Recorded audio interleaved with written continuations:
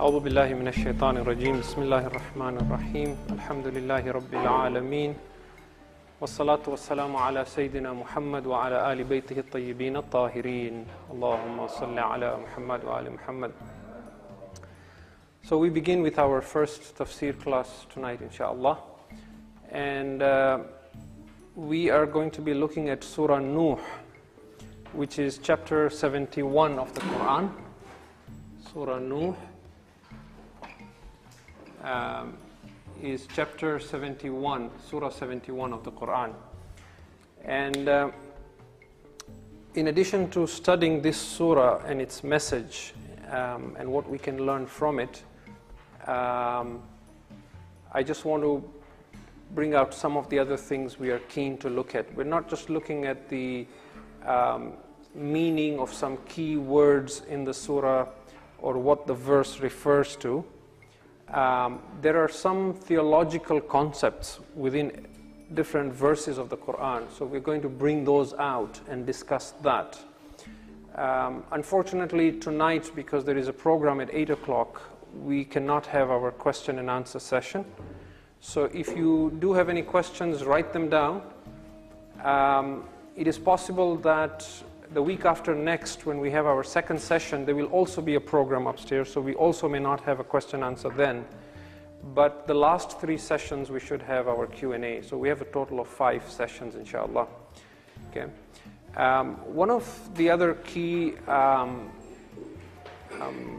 concepts that we want to also bring out in the study of tafsir is what is called tafsirul Quran bil Quran, where instead of projecting an idea on a verse, we let the Quran speak for itself, and everything we prove, we cross-reference it with other verses of the Quran. In other words, we take a holistic look at the Quran, at anything, and I will show you examples of that. Right? So these are some ideas that we will be bringing out, and I mention this because I want us to understand that these classes, we hope they will take a certain academic flavor, where we will not just take a biased or apologetic approach to say we are Shias, this is what we believe, therefore we already have a certain understanding of the Quran and we just want to prove our point. No, we want to look at it with fresh eyes, fresh minds, so that when we prove a point, we gain conviction through that as well. And therefore, I would really encourage you to question me when we do have a question answer session. I look at you not as students, but as equals in the study of the Quran, which means I'm inviting you to challenge what I tell you. If I tell you a certain concept or idea, or I offer a certain interpretation, I would like you to challenge me and say, but I think this, or what about this verse, or if you say this, then how would you explain that? So you may have to go back and do some homework yourself, but don't just take things just because I'm saying it. Although what I will say, inshallah, I will back it up with evidence from hadith or from the what other mufassirun or commentators of the Quran have said. Before we get into Surah Nuh itself, we will start with a brief introduction to the surah. And then at the end of the surah as well, we will also do a summary to say, what was the message of this surah? What was the synopsis? What was the theme? What was the idea? And the basic fundamental message that we can draw from this surah if someone was to ask us, what is this surah about, right? But for now, we just want to bring a brief introduction. Many surahs take their name from a particular verse in the Quran. So Surah Al-Ankabut, for example, will be called Al-Ankabut because there is a verse that mentions Al-Ankabut. Surah Nuh, however, is about the Prophet Nuh alayhi salam. So it's not based on a particular verse. The whole surah is about him. And as we shall see, it largely discusses what he preached to the people and what their response was. Okay. The Prophet Nuh alayhi salam is mentioned 43 times in the Quran in 29 different surahs. This surah is entirely dedicated to him. It's named after him, and the whole surah is about him, even though there are other passages that speak in detail about him. As an example, one of the aspects of the life of Nabi Nuh was the flood, the deluge, that is called the Tufan, and the story of the ark. That's what we all associate with him. Well, the story of the ark and the flood is not told in Surah Nuh at all. There is just a mention in one verse to say that they were drowned, that's all. The entire story of the ark and the flood is found in Surah Hud, which is chapter 11 of the Quran, from verse 25 to verse 49. And so I want to also mention that in these 5 sessions, we're not looking at the life of Nabi Nuh alayhi salam, we are looking at Surah Nuh. Those parts of his life that are not in Surah Nuh, we will not discuss. Okay? So it may be a bit disappointing for you if you were looking forward to the whole story of the ark and the flood and what happened and how and thereafter, but we will not be discussing that at all until inshallah we do the tafsir of Surah Hud because of time constraints. Okay? There are many reports and riwayat. When I say hadith, usually I'm referring to something that is quite likely authentic, verified from a source like Al-Kafi, where the ulama have investigated the chain of narrators and said this is a sahih hadith. But when I say riwayat or reports, I mean these are there in the books of hadith, but we do not know for sure how reliable they are. These are things that have to be reviewed and looked at. Okay? So that's just a subtle hint. When I say reports or riwayat, I'm not necessarily saying it is 100% verified for authenticity. Okay? So we have many riwayat which suggest that Nuh's real name was not Nuh. But what his real name was, we don't know because there are very many versions. Some say his name was Abdul Ghaffar, some say his name was Abdul Malik, some say his name was Abdul A'la, some say his name was Sakan, and so on, right? And obviously, because he didn't speak Arabic, his name would have meant Abdul Ghaffar or Abdul A'la, but not necessarily exactly that name. The word Nuh can have many, again, meanings, but the more popular one is that it shares the same root as the word nawha, which is to lament or to cry. And that is because Nuh, apparently from riwayat again, cried for many years, which is again something that is quite popularly known by people. Some say he cried for many years because of his people's disobedience. While preaching to them, he lamented and cried. There is also a popular story that has been told and handed down orally for generations and occurs in our books of hadith that say that the reason why he was called, the reason why he cried is that before he began preaching, he one day passed by a dog that was very dirty and did not look very nice or downright ugly, as they put it, qabih in its appearance. And Nuh thought to himself, my God, what an ugly dog. This is in riwayat. We don't know if it's authentic or not for sure. To which miraculously God made the dog speak. And the dog spoke and said, "O Nuh, is it me that you find ugly or my creator? Do you find me defective or is it my creator that you find defective?" Or in other reports, the dog said, "O Nuh, are you able to create one even as ugly as me?" At which point he realized that he was tested by God, and so he lamented and cried for many, many, many years, because of which he came to be known as Nuh.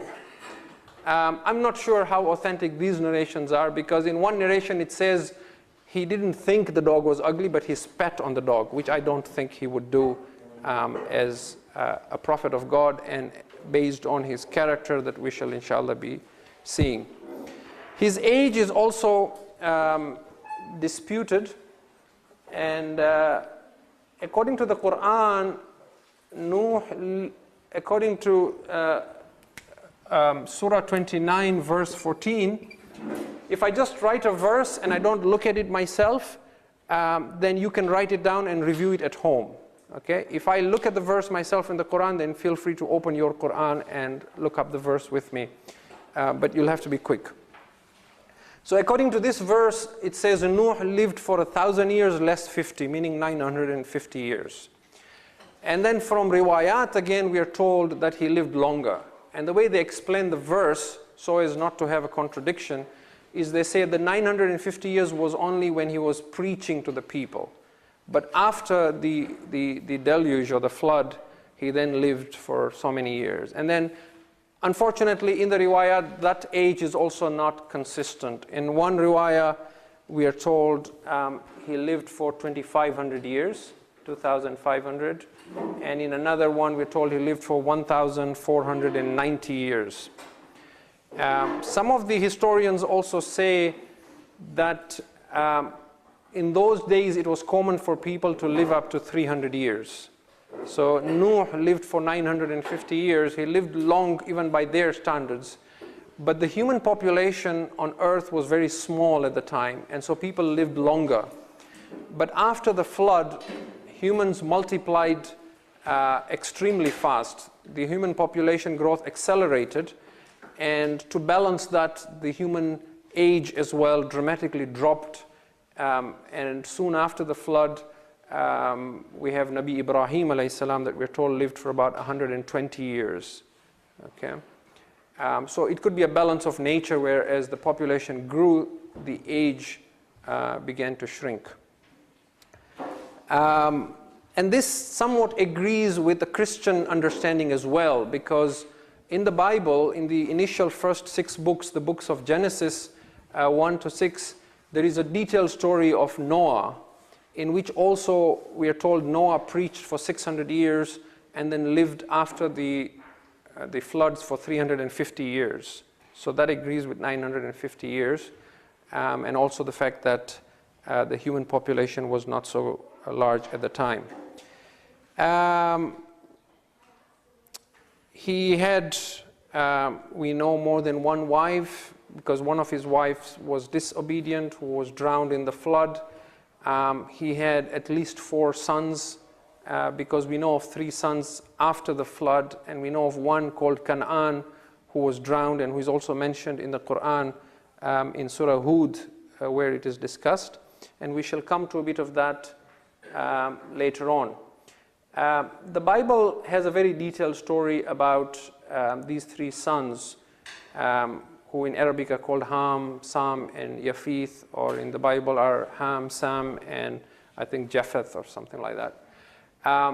What is interesting is that one of the reasons the Quran was revealed was to correct the false ideas about the prophets of God. Particularly in the Old Testament, or what is called the Hebrew Bible or the Torah. There are a lot of things there that point fingers at the isma, or the infallibility of prophets. For example, in the Bible, even in the New Testament, there is the idea of Jesus turning water into wine, or Jesus speaking to his mother and saying to his mother, "Woman, what have I to do with thee?" Right? And that's why the Quran, you find that Isa alayhi salam, when he speaks from the cradle, he says, "I have been made kind to my mother," right? وَبَرًّا بِوَالِدَتِي, and so on. So it balances that. Or for example, in the Bible, you have the story of Lut alayhi salam, Nabi Lut, and it has some unspeakable stories about between him and his daughter and how they procreate and so on. Similarly, regarding the story of Nuh, in the Bible, after the flood, Nuh is very depressed, and he looks for a way to relieve himself of his sorrow and suffering, and somehow he stumbles upon wine. And so there is this idea that Nuh is the one who invented wine, and he began drinking wine, and he was drunk all the time. And one day he's in his tent, and he's naked, and one of his sons sees him naked and begins laughing at him. And the other 2 sons come in and they cover their father, to which the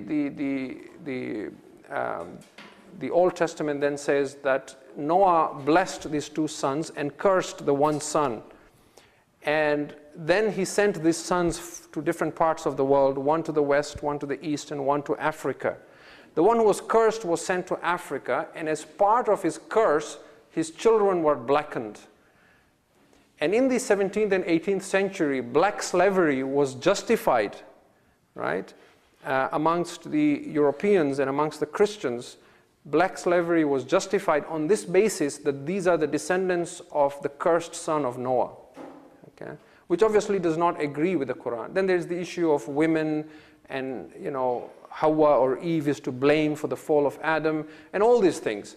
So when today, and I bring this up because in today's world, when we see books being written accusing our prophet, you know, of things like, you know, the Prophet of Islam, na'udhu billah, is a terrorist, or he married a 9-year-old girl, or this or that, you should not be surprised. There is a precedence where all prophets were accused of things falsely.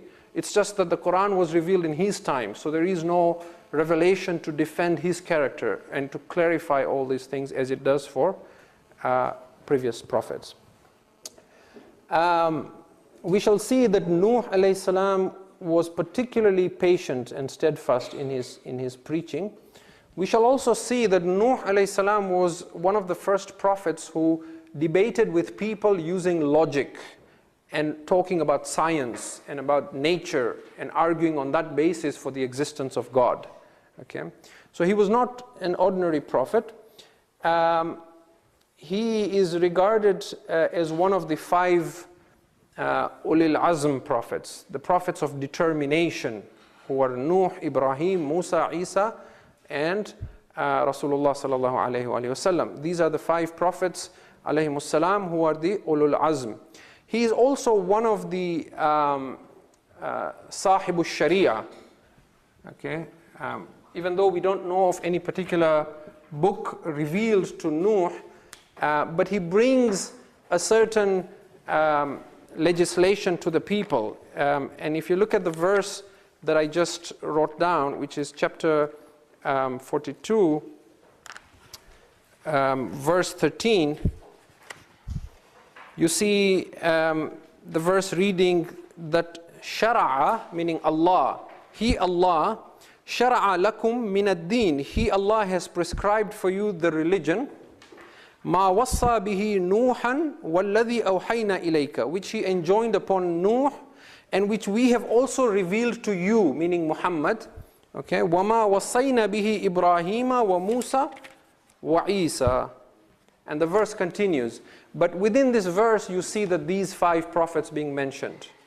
Okay, and therefore he is part of these group of 5 who are the most eminent of the prophets. Some mufassirin, many of the early mufassirun of Quran have argued that Nuh was the first Rasul, that all before him were Anbiya. We know that Nabi Idris came before him, and we know Nabi Adam came before him. Essentially, there were 10 generations between Adam and Nuh. And in one report, we are told all 10 were prophets. So some of the early mufassirun say that no one was a Rasul before Nuh. But we know this is not true. And again, everything we argue, we must prove from the Quran. So if we look at verse 25, chapter 25, verse 37, okay, and even though this hasn't got into the chapter of Surah Nuh, I am doing this on purpose to show you that there are things that are said to you.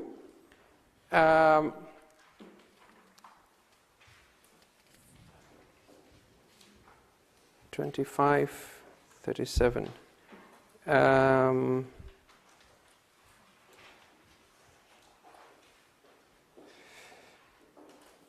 Okay, I think that's a wrong reference. I think because it doesn't seem to be proving the point I want. There is a verse of Quran. I will try and pull it up for you next week. But there is a verse of Quran that speaks that we sent Rusul before Nuh. Okay, and this is not the reference. Okay, I seem to have got the wrong verse. I will inshallah find that for you and mention it. Is it? Why am I not seeing it here? 25. وَقَوْمُ نُوحٍ وَقَوْمَ نُوحٍ لَمَّا كَذَّبُوا الرُّسُلَ. Yes, okay. It is actually, sorry. I wasn't reading it right.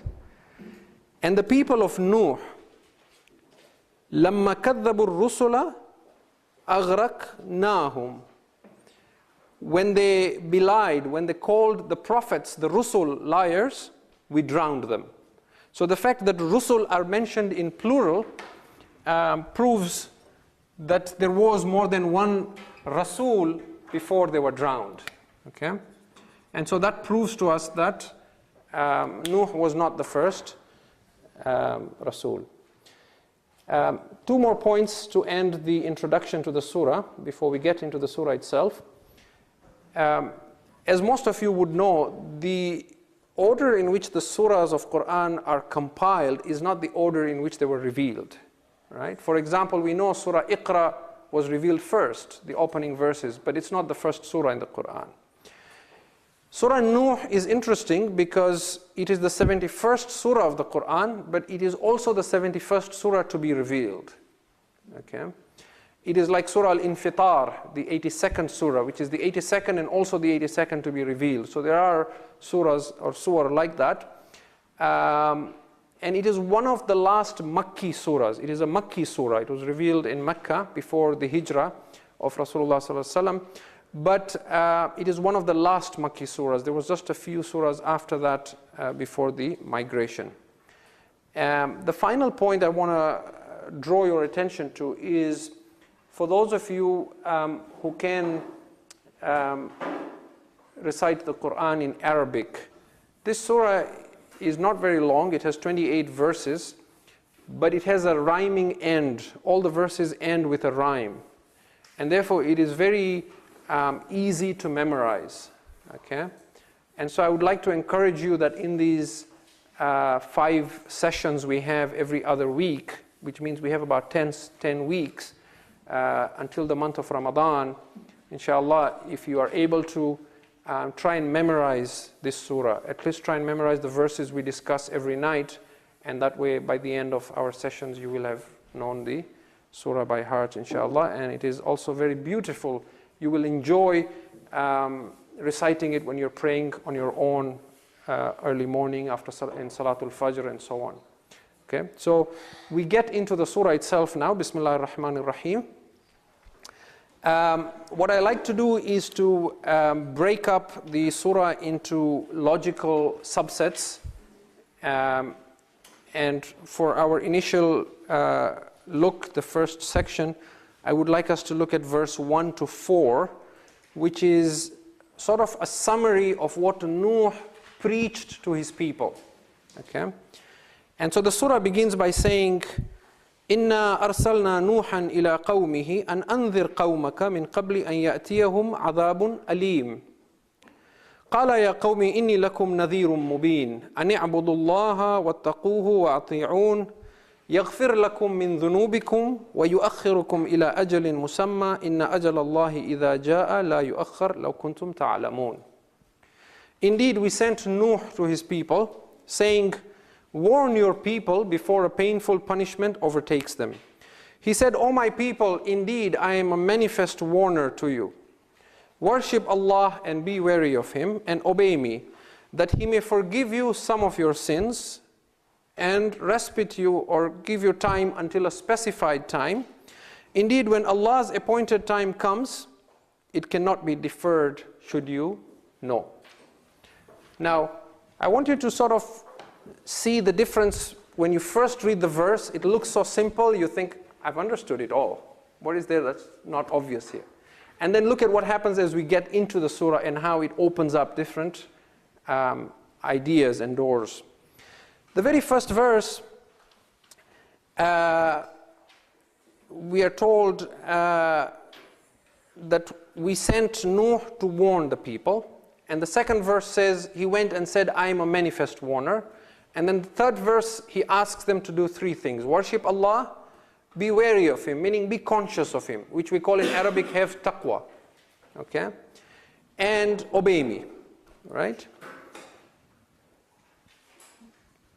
In chapter 11, verse 25, it is one verse, but it combines the first and the second verse. Okay? And in chapter 7, verse 59, it is one verse, but it combines all three in one verse. Okay? Just to show you an example.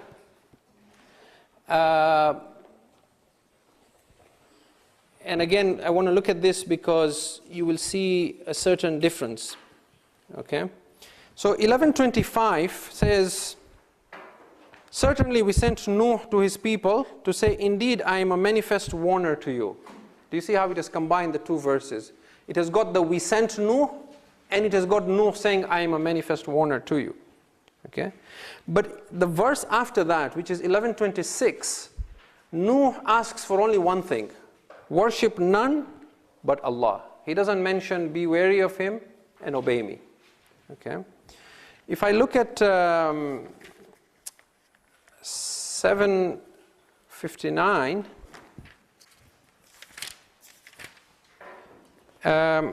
it says, "Certainly we sent Nuh to his people. He said, O my people, worship Allah. You have no other God besides him. Indeed, I fear for you the punishment of a tremendous day." So now he's combined three things. One is we sent Nuh, which was the first verse in Surah Nuh. Second is he's telling them worship Allah, which was the third verse in Surah Nuh. And then I fear for you the punishment, which is the second verse where he said, I am a manifest warner to you. What was he warning them about? He was warning them about shirk, because they were primarily idol worshippers. Okay? And shirk, as you know, is called in the Quran dhulmun azim. It is a great injustice. In chapter 31, verse 13, shirk is called dhulmun azim. Okay? And Allah, in two places in the Quran, says that Allah will not forgive anyone who associates a partner with him. Inna Allah la yughfiru an yushraka bihi wa yaghfiru ma duna dhalik. He will forgive all else besides that, which is both in Surah Nisa, chapter 4, verse 48, as well as chapter 4, verse 116. In both these places, Allah speaks of this as being an unforgivable sin. There is a strong comparison between Nuh alayhi salam and our prophet, or the final prophet, and we shall be seeing these comparisons as we study the surah. But just like Nuh was told, warn your people, we see that Rasulullah sallallahu alaihi wasallam as well, in chapter 74, verse 2, he is told, Qum fa'anzir, rise and warn. Right? So that idea of warn your people is given to all prophets, but specifically you will see a strong resemblance to our prophet. Some scholars believe that Nuh's warning, he said, I am a manifest warner, that is a summary. The details of that warning is the third verse, which says, worship Allah, be wary of him, and obey me. Okay? And we shall look at that. When we come to verse 3, we're still looking at verse 1.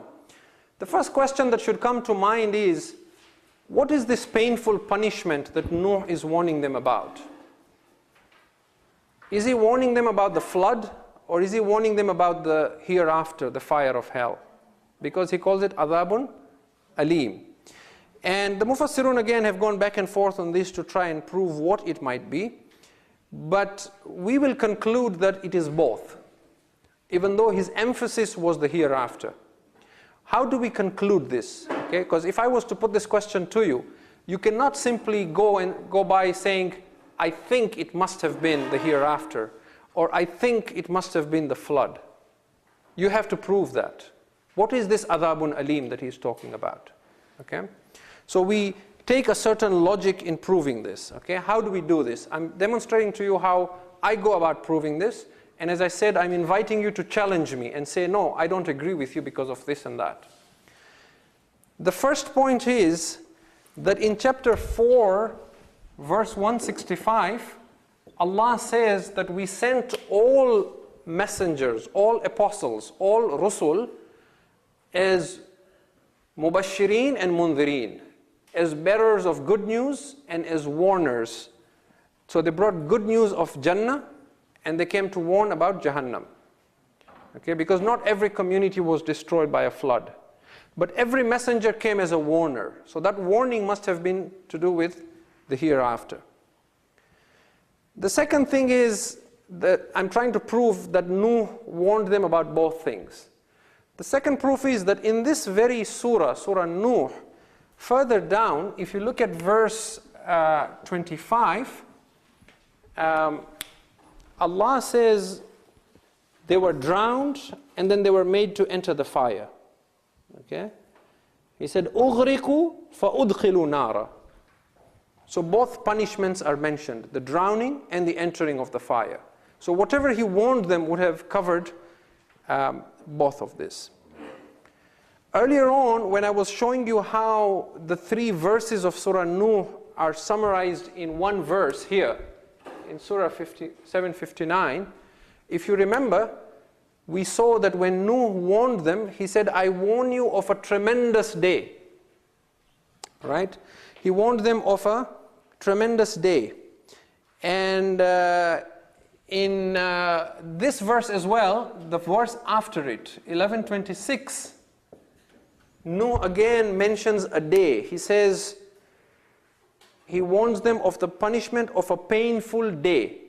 So in this Surah Nuh, okay, in this Surah Nuh, the first verse, he mentions adhabun alim, a painful punishment. But in 1126, he mentions a painful day, yawmun alim. So the painful is the same, which shows us he's talking about the same thing. But now he's mentioning a day. And normally when the Quran refers to a tremendous day or a painful day or a mighty day, it's talking about the one day that is a major theme in the Quran, which is Yawmul Qiyamah. So he was certainly emphasizing a warning about them not losing their souls for eternity. Basically, he was warning them about eternal damnation. But we also know that he was also warning them about punishment in this world. Even if at the start, Nuh may not have known that they were going to be destroyed with a flood, he may just have known that punishment would descend, because when you read Surah Hud, there is a certain point at which, in these verses here, there is a certain point at which Allah says to Nuh alayhi salam that, O Nuh, no one will now believe in you except those who have already believed in you. So now build an ark under our eyes. Wasna'il fulka tahta ayunina. Like build an ark and we will watch over you. So he may not have been specific about the flood, but he knew that there was a danger of them being punished in this world. How do we know that? We know this because if you look at 1132, which is chapter 11, verse 32, you will see that the people of Nuh are mocking their prophet, and they're saying to him, the verse starts where they say, قَالُوا يَا نُوح, they said, O Nuh, you have disputed with us already, and you have disputed with us exceedingly. Now bring us what you threaten us with, if you are truthful. Okay? So they couldn't have been talking about the day of judgment, because they understand the day of judgment happens at the end of the world. The mere fact that they say in this verse, bring us what you threaten us with, suggests that he was threatening them with something. He was warning them of something in this world. And that is proof that he was warning them about a punishment in this world as well. Okay. And the final argument is actually in this chapter 11, verse 39. Okay. Where Nuh actually mentions 2 types of punishment. So verse 38 says that as he was building the ark, whenever the elders of his community would pass by him, they would ridicule him, they would laugh at him. And he would say to them, if you ridicule us today, we shall ridicule you tomorrow, just as you ridicule us. Then he says in verse 39, فَسَوْفَ تَعْلَمُونَ مَنْ يَأْتِيهِ عَذَابٌ يُخْزِيهِ وَيَحِلُّ عَلَيْهِ عَذَابٌ مُقِيمٌ. Soon you will know whom a disgraceful punishment will overtake, and on whom a lasting punishment will descend. So there are two punishments being mentioned. One is a disgraceful punishment which will overtake. So typically the punishment that comes in this world, if you read the Quran holistically about the punishment that descended on different communities, Hud and Saleh and Lut and Shu'aib and their people, you will find God talks of the punishment seizing them suddenly, overtaking them while they are asleep and so on. And therefore, the disgraceful punishment that will overtake them, that Nuh is saying, soon you will know, he is referring to the flood, the Tufan. And on whom a lasting punishment will descend. So the punishment that is lasting is obviously the punishment of the hereafter. Okay? And therefore, based on this verse then, when we cross-reference, we then conclude that when Allah in Surah Nuh, the very first verse, says to Nuh, warn your people before a painful punishment overtakes them, he is talking about both types of punishment. Okay. There is one argument that you might raise here though. Does anybody want to say that before? Can anyone think of one reason why you might argue to say that this warning was not about the hereafter, it was only about the punishment in this world? You might argue that in this verse, God says punishment, painful punishment overtakes them. And the verse that I just read, out of the two punishments, there was one that overtakes, and one was lasting. Right? The first punishment that was in this world. So you could cross-reference it that way if you take the Arabic words on the two and say that when he says man ya'tihi adhabun yukhzi, so the word used is ya'tihi, and we look here and it says min qabli an ya'tiyahum. Okay? When you match two verses in the Quran to say could this verse be connected to that verse, you cannot go by the English translation. You have to go by the Arabic. Okay? But here the Arabic word matches exactly, because here it says before it overtakes you, and there it says overtakes for the first punishment. So one could argue on that basis. One of the things we will learn as we do tafsir is that because it is an academic study, we don't necessarily argue a point until we know the answer absolutely and say this is what it means.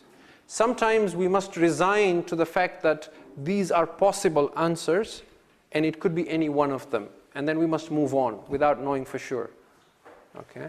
It is only a Masoom Imam who can tell you for sure, or a prophet, that this is exactly what it means. Okay?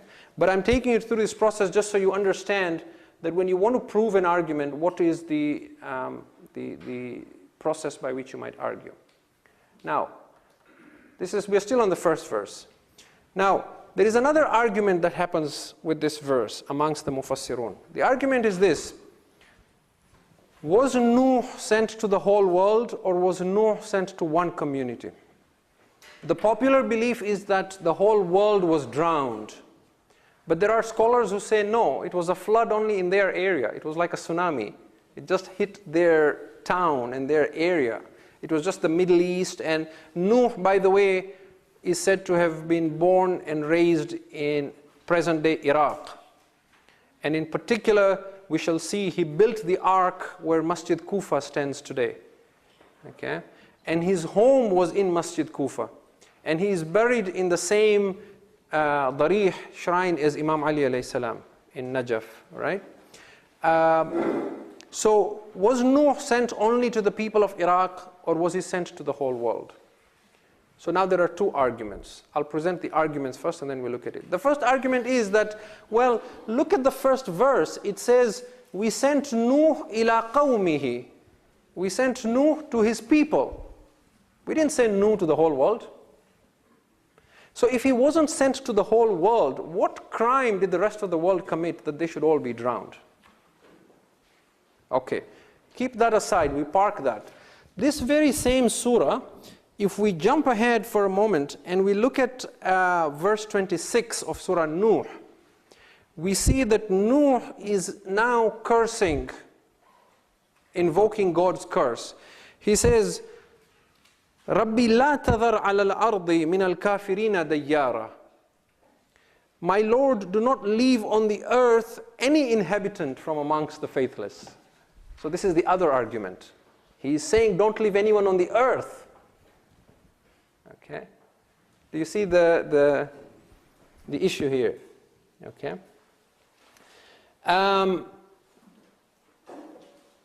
We know that even before Nuh cursed them, in chapter 11, verse 36, Allah also mentions to Nuh that it is his people who will not believe. It says in chapter 11, Surah Hud, verse 36, it was revealed to Nuh, أَنَّهُ لَنْ يُؤْمِنُوا مِنْ قَوْمِكَ إِلَّا مَنْ قَدْ آمَنَ.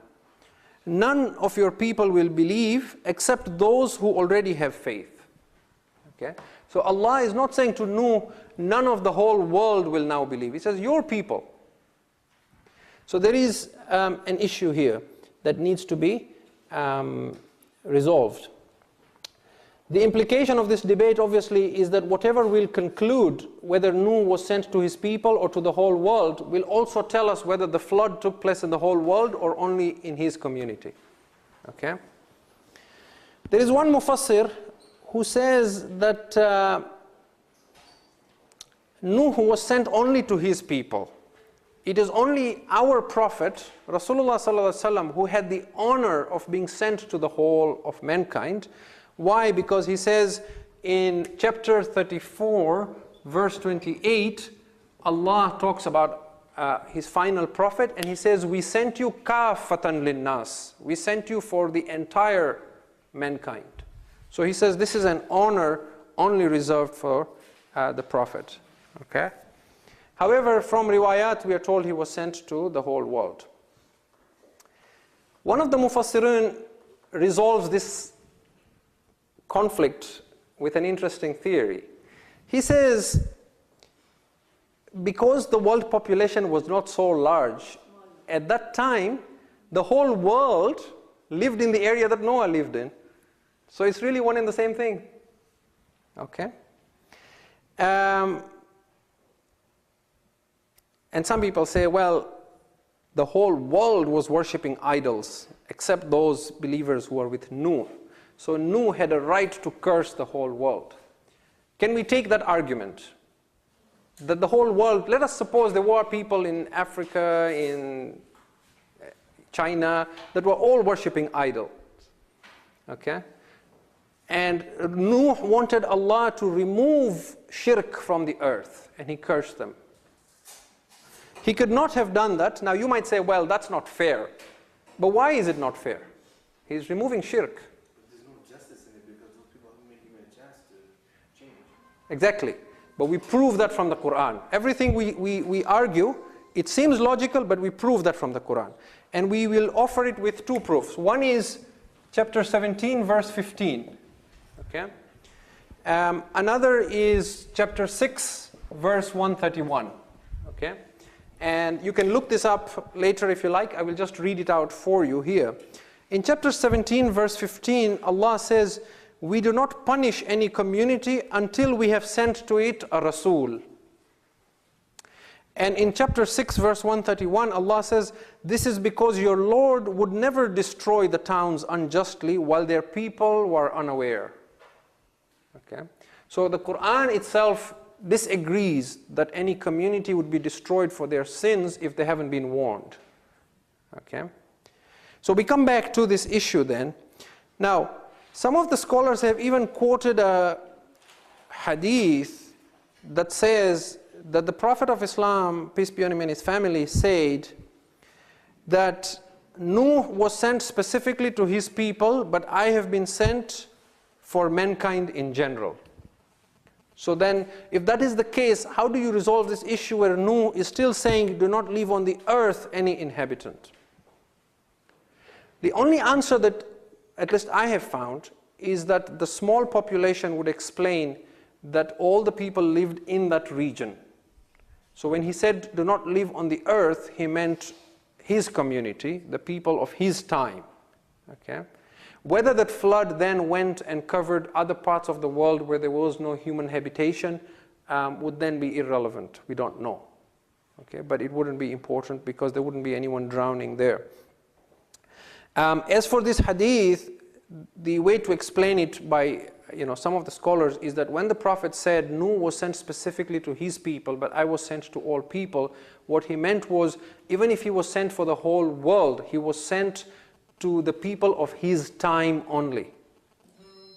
Whereas our Prophet was sent to all mankind in the sense that even after his time, until the day of judgment, he is still the Prophet sent to them. Even today, he is the Prophet sent to the humankind.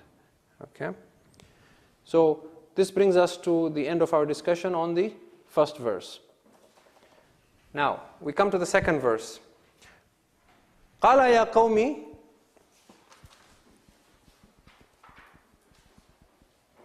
إِنِّي لَكُمْ نَذِيرٌ مُبِينٌ. He said, O my people, indeed I am a manifest warner.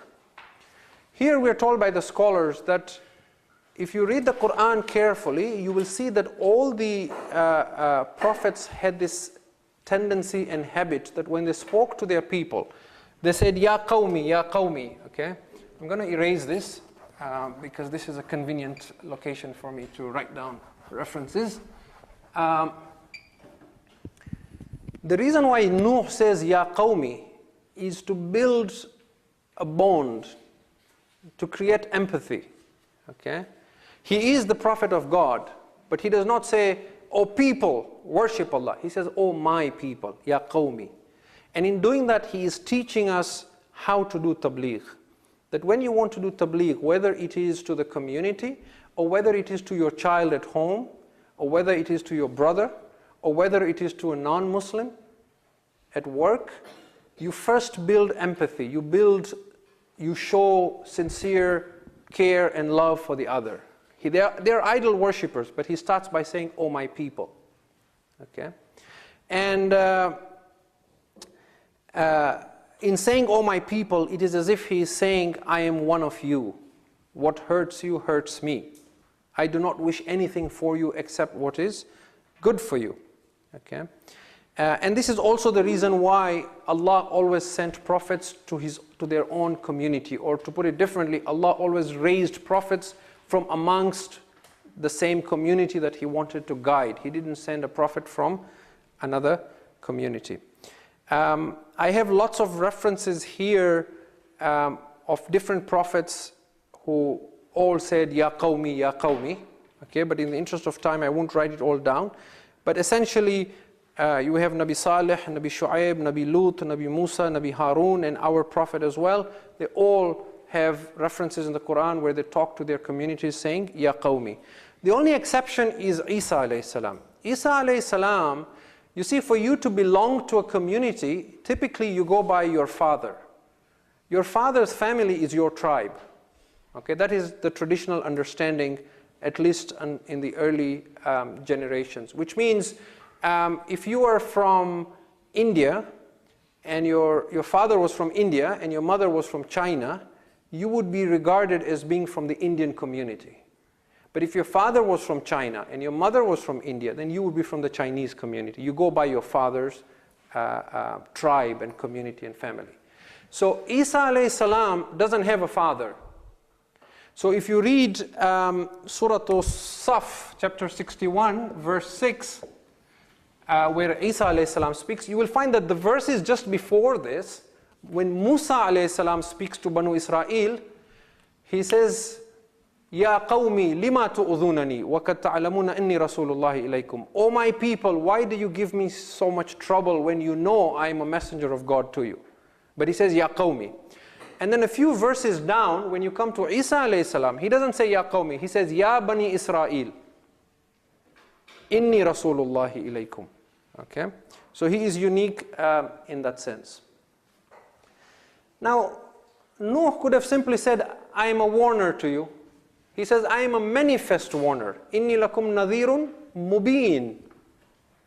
Okay? The reason he says manifest is to emphasize that there is no ambiguity or doubt in his message, nor in the warning he brings. So he calls himself a manifest warner because the warning he is bringing has no doubt in it. It is very, very certain and clear and obvious. What is the response of the people when he says, I am a manifest warner to you? The response of the people is given to us in verse 760. Now look at how they make fun of him. Okay? And I'm going to try and move fast so that we finish. I was going to finish 4 verses, but I think we'll only finish these 2 because we had to do an introduction to the surah as well. And then I will review this and maybe start leaving out certain details from next week so that we can finish the surah, inshallah, within the time of our 5 sessions. If you look at chapter 7, verse 60, قَالَ الْمَلَأُ مِنْ قَوْمِهِ, the elite, the elders of the community, and we shall talk about them at length when we come to that. They said, إِنَّا لَنَرَاكَ فِي ضَلَالٍ مُبِينٍ. Okay? They said to him, indeed, we see you in manifest error. So if you put the 2 verses together, you can see that they're making fun of him. Because he said, I am a manifest warner to you. They said, we see you in manifest error. Okay? They're basically mocking him. This is their response.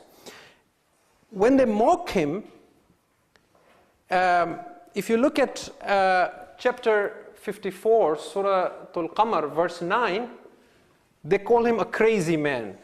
They call Nuh a crazy man. Okay? And if you look at chapter 11, verse 38 as well, it says that every time the elders of the community would pass by, they would make fun of him and ridicule him. Okay? In response to this mockery, when he says, I am a manifest warner, and they say, you are in manifest error, what is his response? Okay? We continue with this 760, where they make fun of him, and they say, you are in manifest error. The verse after this, 761, Nuh responds. Look at his response. He says, O my people, I am not in error. Rather, I am an apostle, I am a messenger from the Lord of the worlds. I communicate to you the messages of my Lord, and I am your well-wisher, wa ansahu lakum. And I know from Allah what you do not know. Okay? Now, there is something very important here that I want to just sort of mention. Let me see if there is more to this verse, or we could, yeah. There isn't much, so we could sort of conclude on this point. The important point I want to show you here is Nabi Nuh's compassionate nature. Okay? That he does not respond to sarcasm in the same manner. Okay? He remains humble, he remains sincere in wanting to guide them. The more obnoxious they get, the more rude they get, the nicer he becomes. Okay? And this in turn encourages them to become even more cruel to him. Which means it brings out a nature, our nature within us. It is like, for example, if you have a compassionate, kind nature, and you for a moment lose control of yourself, right? You just get angry. You have a little child at home, the little child is just crying and crying, and you just lose it for a moment, and you just slap the child, for example. God forbid, you just slap the child. Now the child begins crying. If you have a compassionate nature, you will immediately regret that. You will pick up the child, you will apologize to the child, you will kiss the child, right? Because you know you have done injustice. But if you have a cruel nature, what will you do? Which is what you see, what happened in Karbala, right? The more the child cries, the harder you will hit the child, until you possibly even kill the child, right? Why? Because it is your nature that when you are faced with kindness, you become worse instead of better. Okay? And there is a great, great lesson in this for us to reflect on our own selves and our nature. To see, sometimes what happens is we are, let's say, as an example, a common strife in relationships is in marriage. Okay? We're married to a spouse who is perhaps not as quote-unquote nice as we are. Okay? Or everybody believes I am nicer than the other. Right? What we do is, over a period of time, after being married for 5, 10, 15, 20, 30 years, we change, and perhaps because of survival, we try and say, well, if he's going to be rude, I'm going to be rude. If he's going to be like this, I'm going to play the same game. Right? What we're learning from the Quran here is that the more people mock you, you should not compromise on your being nice, your values. Let your niceness influence and change others, but do not let others influence and change you. Okay? And so we see, as we get deeper into the surah, you will see that they continue tormenting Nuh, but he continues persevering. And it's important to understand this so that when we come to the part where he's cursing them, you will understand his cursing does not come out of anger or hatred. It comes from something else that we shall talk about.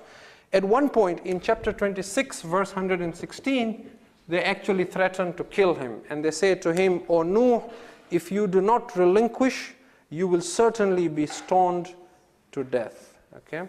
So I'm going to stop here. I just want to give you a comparison. I told you Nuh and our prophet, lots of comparisons, right? Like warning and so on. In chapter 22, verse 49, okay, our beloved Prophet ﷺ says, O mankind, now he doesn't say, O my people, he says, O mankind here because he is to all of mankind. I am only a manifest warner to you. Okay? And in chapter 21, verse 36, you find the same reaction where the people make fun of our prophet. And what they say is, whenever the faithless see you, O Muhammad, they only take you as a joke. They take you in derision. They say, is this the one who speaks ill of your gods? Okay? They basically made fun of him in the same idea. So we stop here.